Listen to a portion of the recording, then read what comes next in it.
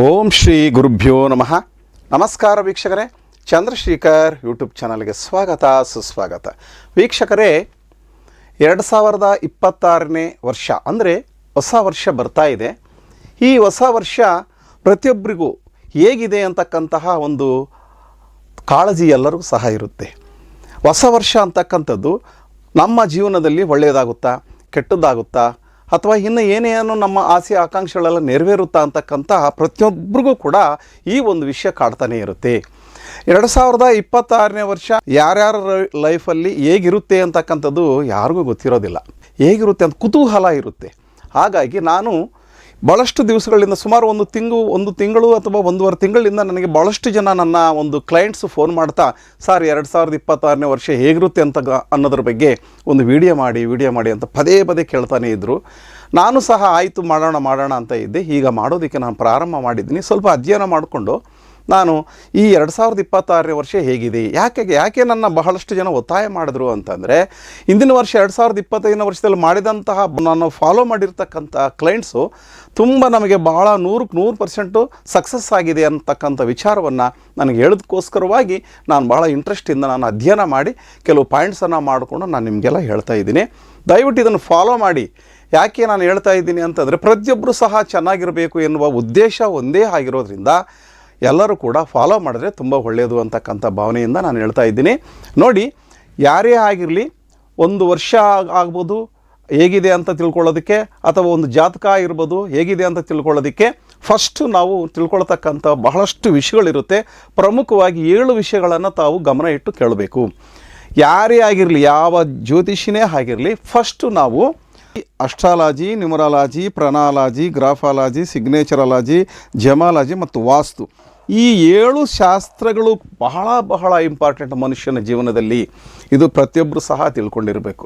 ಯಾಕೆ ಅಂತಂದರೆ, ನಾವು ಜಾತಕ ಕುಂಡಲಿಯನ್ನು ವಿಶ್ಲೇಷಣೆ ಮಾಡಿಸುವ ಸಂದರ್ಭದಲ್ಲಿ ಅಥವಾ ಹೊಸ ಜಾತಕವನ್ನು ಮಕ್ಕಳಿಗೆ ತೆಗೆಸುವಂತಹ ಸಂದರ್ಭದಲ್ಲಿ, ಅವರ ಭವಿಷ್ಯವನ್ನು ವಿಶ್ಲೇಷಣೆ ಮಾಡಿಸುವಂತಹ ಸಂದರ್ಭದಲ್ಲಿ ಈ ಎಲ್ಲ ಶಾಸ್ತ್ರಗಳನ್ನು ಅಧ್ಯಯನ ಮಾಡಿರ್ತಕ್ಕಂತಹ ಅಥವಾ ಈ ಶಾಸ್ತ್ರಗಳ ಮುಖಾಂತರವಾಗಿ ಹೊಸ ಹೆಸರನ್ನು ತಗೋಬೇಕು, ಅಥವಾ ಹೊಸ ಹೆಸರನ್ನು ತಗೊಂಡ ನಂತರ ಅವರ ಪರಿಹಾರಗಳನ್ನು ಸಹ ತಗೋಬೇಕಾಗುತ್ತೆ. ಜೊತೆಗೆ ನೇಮ್ ಕರೆಕ್ಷನ್ ಅಂತ ನಾವು ಏನು ಹೇಳ್ತೀವಿ, ಈ ಎಲ್ಲ ಶಾಸ್ತ್ರಗಳ ಪ್ರಕಾರ ಕೂಡ ನಾವು ನೇಮ್ ಕರೆಕ್ಷನನ್ನು ಮಾಡ್ಕೋಬೇಕು. ನೇಮ್ ಕರೆಕ್ಷನ್ ಅಂದರೆ ಆಲ್ರೆಡಿ 25, 30, 40, 50, 60 ವರ್ಷದವರೆಗೂ ಆಲ್ರೆಡಿ ಹೆಸರಿಟ್ಟಿದ್ದಾರೆ. ಅವ್ರಿಗೇನಲ್ಲೋ ಏನು ಡೇಟ್ ಆಫ್ ಬರ್ತ್ಗೆ ಒಂದು ಹೆಸರು ಮ್ಯಾಚ್ ಆಗಿದೆಯಾ ಇಲ್ವಾ, ಅಥವಾ ಮ್ಯಾಚ್ ಆಗಿಲ್ಲ ಅಂದರೆ ಅದನ್ನು ನೇಮ್ ಕರೆಕ್ಷನ್ ಅಂತ ಮಾಡಿಕೊಡ್ತೀವಿ.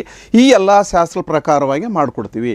ಈ ರೀತಿ ನೋಡಿಕೊಳ್ಳುವ ಸಂದರ್ಭದಲ್ಲಿ ಈ 7 ಶಾಸ್ತ್ರಗಳ ಪ್ರಕಾರ ತಾವು ಅಧ್ಯಯನ ಮಾಡಿರ್ತಕ್ಕಂತಹ ಜ್ಯೋತಿಷಿಗಳ ಹತ್ರ ನೋಡಿಕೊಂಡ್ರೆ ನಿಮಗೆ ಪರಿಪೂರ್ಣವಾದ ಒಂದು ಪರಿಹಾರ ಸಿಗುತ್ತೆ ಅಂತ ನನ್ನ ಅಭಿಪ್ರಾಯ.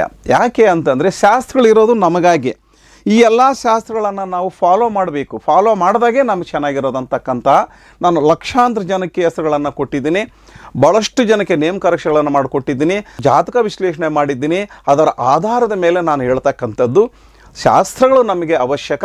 ಆ ಶಾಸ್ತ್ರಗಳ ಮುಖಾಂತರವಾಗಿ ನಾವು ನಮ್ಮ ಹೆಸರನ್ನು ಹೊಸದಾಗಿ ಇಟ್ಕೊಳ್ತಕ್ಕಂಥದ್ದು ಮಗುಗೆ, ಅಥವಾ ದೊಡ್ಡವರು ನೇಮ್ ಕರೆಕ್ಷನ್ ಮಾಡ್ಕೊಳ್ತಕ್ಕಂಥದ್ದು ಆಗಬಹುದು. ಹಾಗಾಗಿ ವೀಕ್ಷಕರೇ, ಇಲ್ಲಿ ಪ್ರಪ್ರಥಮವಾಗಿ ನಾನು ನಿಮಗೆ ಇಲ್ಲಿ ವಿಶೇಷವಾಗಿ ಏನು ಹೇಳ್ತೀನಂದರೆ, 2026 ಇದನ್ನು ನಾವು ಫಸ್ಟು ಕೂಡಬೇಕು. ಮುಂದಿನ ವರ್ಷ ಹೇಗಿದೆ ಅಂತಕ್ಕಂಥದ್ದು 2, 2, 4, 4, 6, 10 ನೋಡಿ, ಇಲ್ಲಿ 10 ಬರೆದಿದ್ದೀನಿ. 1, 0 ಒಂದೇ, ಇದು ಒಂದು ಸಂಖ್ಯೆ. ಒಂದು ಸಂಖ್ಯೆಯನ್ನು ಆಳುವಂತಹ ಗ್ರಹ ಯಾವುದು ಎಂದರೆ ಸೂರ್ಯ. ಅಂದರೆ ನೆಕ್ಸ್ಟ್ ಇಯರ್ ಸೂರ್ಯ ಈ ಒಂದು ವರ್ಷವನ್ನು ಆಳುವಂಥದ್ದಾಗಿದೆ. ಮತ್ತು ಉದಾಹರಣೆ ನಾನು ಇಲ್ಲಿ ಕೊಟ್ಟಿದ್ದೀನಿ ನೋಡಿ, ಜನ್ಮ ದಿನಾಂಕ ಯಾವುದೋ ಒಬ್ಬರದು ಎಕ್ಸಾಂಪಲ್, ಒಂದು ಡೇಟ್ ಆಫ್ ಬರ್ತು 7ನೇ ತಾರೀಕು 9ನೇ ತಿಂಗಳು 1965ನೇ ಇಸ್ವಿಯಲ್ಲಿ ಹುಟ್ಟಿರ್ತಕ್ಕಂಥ ಒಂದು ಡೇಟ್ ಆಫ್ ಬರ್ತು. ಇದು ಗಂಡು ಮತ್ತು ಹೆಣ್ಣು ಎರಡನ್ನ ಹಾಕಿದ್ದೀನಿ ನೋಡಿ. ನಿಮ್ಗೆ ಯಾಕೆ ನಾನು ಹೇಳ್ತಾ ಇದ್ದೀನಿ ಅಂತಂದರೆ, ಜನ್ಮ ಸಂಖ್ಯೆ ಅಂದರೆ 7ನೇ ತಾರೀಕು ಹುಟ್ಟಿರ್ತಕ್ಕಂಥದ್ದು. ಭಾಗ್ಯ ಸಂಖ್ಯೆ ಅಂದರೆ 7, 9, 1965 ಎಲ್ಲ ಕೂಡಬೇಕು, ಸಿಂಗಲ್ ಡಿಜಿಟ್ ಮಾಡಬೇಕು. 37 ಬರುತ್ತೆ. 7, 9, 16, 17, 9, 26, 6, 32, 5, 37 ಬರುತ್ತೆ. 37 ಅಂದರೆ 3, 7 ಎಷ್ಟು 10 ಅಂದರೆ 10 ಅಂದರೆ 1, 0 ಒಂದೇ. ಡೆಸ್ಟಿನಿ ನಂಬರ್ ಅಂದರೆ ಭಾಗ್ಯ ಸಂಖ್ಯೆ ಒಂದಾಗುತ್ತೆ. ಇದು ಕುವಾ ನಂಬರು. ಹೇಗೆ 1960 ಅಂದರೆ 3ನೇ ಸಂಖ್ಯೆ ಬರುತ್ತೆ ನೋಡಿ. 1, 9, 10, 16, 5, 21. 21 ಅಂದರೆ 2, 1, 3. ಇಲ್ಲಿ 3 11 ಎನ್ನುವಂತಹ ಒಂದು ವಿಶೇಷವಾದ ಸಂಖ್ಯೆಯಲ್ಲಿ -3 ಮಾಡಿದಾಗ 8 ಬರುತ್ತೆ. ಇದು ಕುವಾ ನಂಬರ್. ಗಂಡು ಮಕ್ಕಳಿಗೆ ನಾನು ಹೇಳ್ತಕ್ಕಂಥದ್ದು. ಜೆಂಟ್ಸ್ಗೆ 11 ಎಂತಕ್ಕಂಥ ಸಂಖ್ಯೆಯಲ್ಲಿ ಈ ಒಂದು ಇಯರ್ನ ಸಂಖ್ಯೆಯನ್ನು ಕಳೆಯಬೇಕು, ಆವಾಗ 8 ಬರುತ್ತೆ. ಕುವಾ ಸಂಖ್ಯೆ 8. ಹಾಗಾದರೆ ಹೆಣ್ಣು ಮಕ್ಕಳಿಗೆ ಅಂತಂದರೆ ಇಲ್ಲಿ 11 ಅಲ್ಲ 4 ವಿಶೇಷವಾದ್ದು. ಹೆಣ್ಮಕ್ಳಿಗೆ 4. ಈಗ ಎಕ್ಸಾಂಪಲ್ ಇದು 21 ಟೋಟಲ್ ಬರುತ್ತೆ. ಇದೆಲ್ಲ ಕೂಡಿದಾಗ 1965. ಅಲ್ಲಿ 3 ಆಯಿತು. 3ನೇ ಸಂಖ್ಯೆಗೆ ಈ 4 ಎನ್ನುವಂತಹ ಸಂಖ್ಯೆಯನ್ನು ಪ್ಲಸ್ ಮಾಡಬೇಕು, ಕೂಡಬೇಕು, ಆವಾಗ 7 ಬರುತ್ತೆ. ಇವ್ರದ್ದು ಕುವಾ ನಂಬರು 7 ಆಗುತ್ತೆ. ಈ ರೀತಿಯಾಗಿ ನಮ್ಮ ಜನ್ಮ ಸಂಖ್ಯೆ, ಭಾಗ್ಯ ಸಂಖ್ಯೆ, ಕುವಾ ಸಂಖ್ಯೆನ ನೋಡ್ಕೋಬೇಕು. ನೋಡ್ಕೊಂಡಾದ್ಮೇಲೆ ಹಾಗಾದರೆ ಈ ವರ್ಷ ಹೇಗಿದೆ 26ನೇ ವರ್ಷ ಅಂತಕ್ಕಂಥದ್ದು ನೀವು ನೋಡ್ಕೋಬೇಕು. ನೋಡಿಲಿ 7/9/2026 ಬರ್ಕೋಬೇಕು ನಾವು. ಹೀಗೆ ಮತ್ತೆ ಇದನ್ನೆಲ್ಲ ಟೋಟಲ್ ಮಾಡಬೇಕು. 7 9 ಎಷ್ಟು 16, 16 2 18, 18 2 20, 26 26, 26 ಅಂದರೆ 2 6 8 ಸಿಂಗಲ್ ಡಿಜಿಟ್ ಮಾಡಿದಾಗ, ಹೌದಾ? ಈ 8ನೇ ಸಂಖ್ಯೆ ಬಂದಿದೆ ಅಂದಮೇಲೆ ಹಾಗಾದರೆ 2026ನೇ ವರ್ಷ ಈ ಒಂದು ಡೇಟ್ ಆಫ್ ಬರ್ತ್ನವರಿಗೆ ಹೇಗಿರುತ್ತೆ? ಭಾಳ ಇಂಪಾರ್ಟೆಂಟು.